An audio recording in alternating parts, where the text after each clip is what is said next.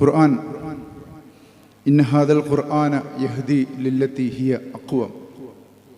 തീർച്ചയായും ഈ ഖുർആൻ വളരെ ചൊവ്വായ ഒരു പാത നമ്മുടെ മുമ്പിൽ തെളിച്ചു കാണിക്കുന്നു എന്നത് കൃത്യമായി കൊണ്ട് തന്നെ പറയുകയാണ്. ആയിഷ റളിയല്ലാഹു അൻഹ അദ്ദേഹത്തിൻ്റെ അടുത്ത് പ്രവാചകൻ്റെ സ്വകാര്യ ജീവിതത്തെക്കുറിച്ച് പഠിക്കാൻ വന്നപ്പോൾ മഹദി പറഞ്ഞ ഒരു വാക്യമുണ്ട്, കാന ഖുൽഖുഹു അൽ ഖുർആൻ, അദ്ദേഹത്തിൻ്റെ സ്വഭാവം ഖുർആനായിരുന്നു എന്ന്. പ്രിയമുള്ളവരെ, ഖുർആൻ പഠിക്കുകയും പഠിപ്പിക്കുകയും ചെയ്യുന്ന ഒരു സമൂഹമാണ്, അല്ലെങ്കിൽ ഒരു സദസ്സാണ് നാം കേൾക്കുകയും അഭിമുഖീകരിക്കുകയും ചെയ്യുന്നത്. ചോദിച്ചോട്ടെ, ആയിഷ റളിയല്ലാഹു അൻഹ പറഞ്ഞതിൽ നിന്ന് വ്യത്യസ്തമായി നമ്മളെക്കുറിച്ച് നമ്മുടെ ഭാര്യമാരോടോ നമ്മളെ ഇണകളെക്കുറിച്ച് നമ്മളോടോ ചോദിച്ചാൽ കാന ഖുൽഖുഹു അൽ ഖുർആൻ എന്നതവിടെ ഇരിക്കട്ടെ, ഖുർആനിലൊരു ആയത്താണ് ഇദ്ദേഹത്തിൻ്റെ ജീവിതമെന്ന് പറയും എന്ന് ധൈര്യമുള്ള എത്ര ആളുകൾ ഈ ഖുർആൻ പഠിതാക്കളിലായിട്ടുണ്ട്.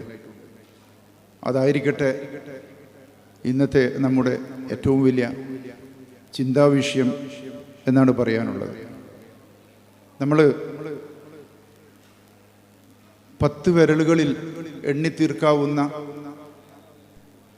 ചില വിഷയങ്ങളിൽ ഇതര സംഘടനകളുമായി, ഇതര ഗ്രൂപ്പുകളുമായി ഏതെല്ലാം വിഷയങ്ങളിലാണോ തർക്കങ്ങളും വിതർക്കങ്ങളും ഖണ്ഡനങ്ങളും മണ്ഡനങ്ങളും ഉള്ളത്, പലരുടെയും ജീവിതത്തിൽ അതുമാത്രമാണ് ആദർശം. അവിടെ നിന്ന് ഇങ്ങോട്ട് ഇറങ്ങിയാൽ അത്ര ആളെക്കുറിച്ചായിരിക്കാം ചിലപ്പം ഖുർആൻ പറഞ്ഞത്, വമിനന്നാസി മൻ യഅ്ബുദു അലാ ഹർഫ്.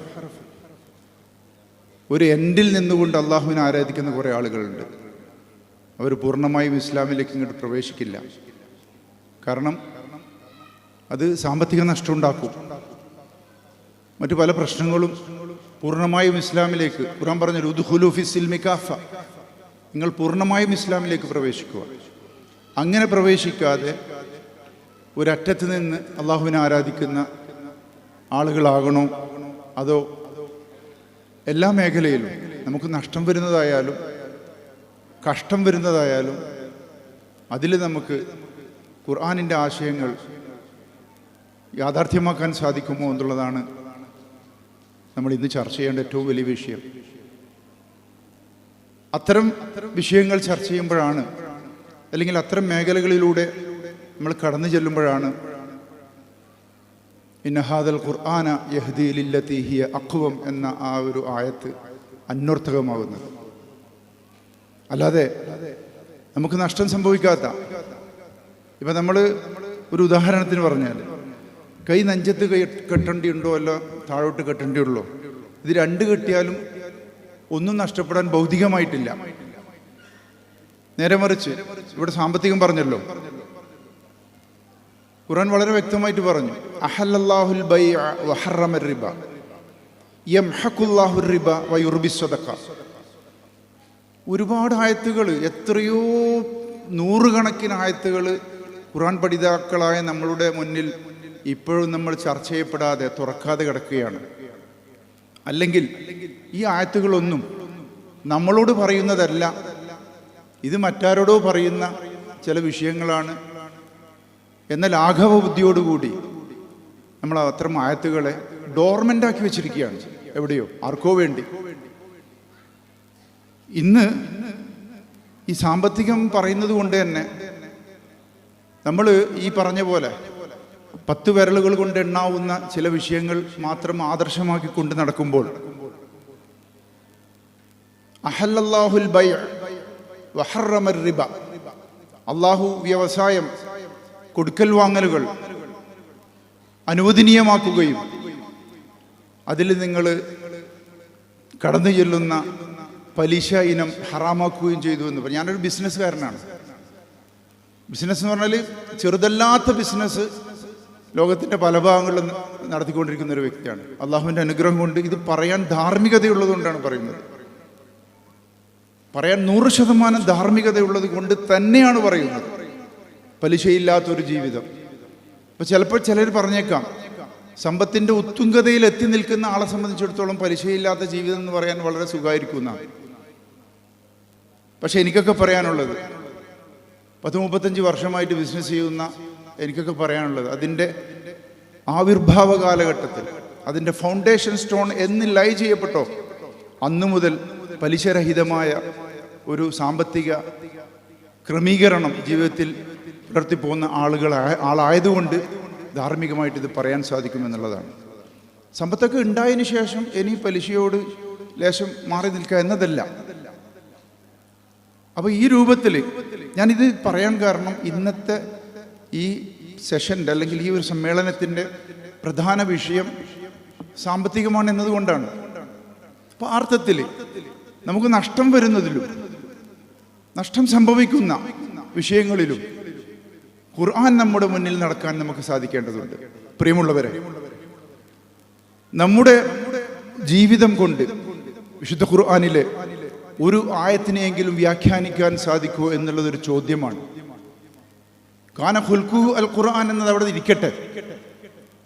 ഈ ജീവിതം, എൻ്റെ ഇന്ന കർമ്മം, ഞാൻ ചെയ്യുന്ന ഇന്ന വിഷയം, അത് ഖുർആനിലെ ഇന്ന ആയത്തിൻ്റെ ഒരു പ്രതിഫലനമാണ്, അല്ലെങ്കിൽ അതിലേക്ക് ചേർത്ത് വായിക്കാൻ സാധിക്കുന്ന ഒരു വിഷയമാണ് എന്ന് പറയാൻ സാധിക്കുന്ന എത്ര ഖുർആൻ പഠിതാക്കളും പഠിപ്പിക്കുന്നവരുമായ ആളുകളുണ്ട് എന്ന് വളരെ വിനയപുരസ്സരം എന്നോടടക്കം ഞാൻ ചോദിക്കുകയാണ്.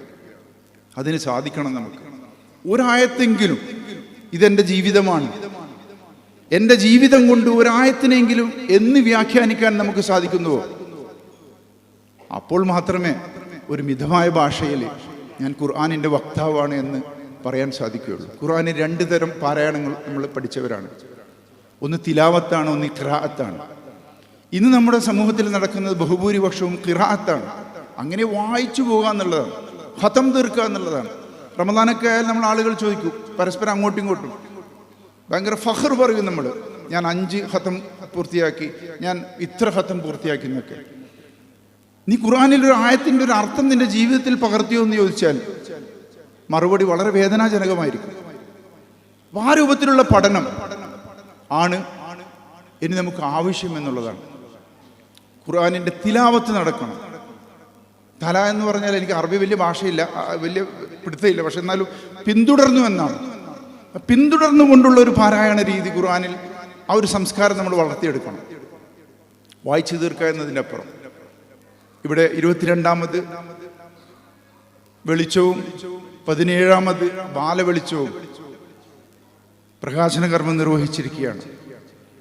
ഈ അവസരത്തിൽ ഖുർആനിൻ്റെ ഖൈറുക്കും മൻ തഅല്ലമൽ ഖുർആന വഅല്ലമഹു എന്ന് പറഞ്ഞ, ഖുർആൻ പഠിക്കുകയും പഠിപ്പിക്കുകയും ചെയ്യുന്ന ആളുകളാണ് നിങ്ങളിൽ ഏറ്റവും നല്ല ആളുകൾ എന്ന് പ്രവാചകന്റെ സർട്ടിഫിക്കറ്റ് കിട്ടിയ ആളുകളിൽ പെടുവാനുള്ള ഒരു സുവർണാവസരമായിട്ട് ഈ 22ഉം 17ഉം ഒക്കെ നമ്മൾ ഉപയോഗപ്പെടുത്തണം എന്ന് മാത്രമാണ് വൈകിയ വേളയിൽ നിങ്ങളുമായി പങ്കുവെക്കാനുള്ളത്. അള്ളാഹു ആ രൂപത്തിൽ പൂർണ്ണമായിട്ടല്ലെങ്കിലും ഏറെക്കുറെ ഫത്തഖുല്ലാഹ മസ്തതഅ്തും എന്ന് പറഞ്ഞു, ആകുന്നത്ര എത്രയാണോ അത്രയെങ്കിലും നിങ്ങൾ അള്ളാഹുവിനെ തഖ്വ ചെയ്യണം എന്ന് പറഞ്ഞു. ആ രൂപത്തിൽ തഖ്വയോടുകൂടി ജീവിക്കുന്ന, പരമാവധി സാധിക്കുന്ന ആളുകളിൽ ഉൾപ്പെടാനുള്ള പ്രവർത്തനങ്ങൾ നമ്മുടെ ഭാഗത്ത് നിന്നുണ്ടാകണമെന്നും അതിന് സർവശക്തൻ തുണക്കട്ടെ എന്ന് ആത്മാർത്ഥമായി പ്രാർത്ഥിച്ചുകൊണ്ട് ഈ വെളിച്ചത്തിൻ്റെ പ്രകാശന കർമ്മം നിർവഹിച്ചത് ഒരു വെളിച്ചത്തിനുമേൽ വെളിച്ചമായി മാറട്ടെ എന്ന് ആശംസിച്ചുകൊണ്ടും പ്രാർത്ഥിച്ചുകൊണ്ടും ഞാൻ എൻ്റെ വാക്കുകൾ ഉപസംഹരിക്കുന്നു. വാഖിർ ദഅവാന അനിൽ ഹംദുലില്ലാഹി റബ്ബിൽ ആലമീൻ. അസ്സലാമു അലൈക്കും വറഹ്മത്തുള്ളാഹി വബറകാതുഹു.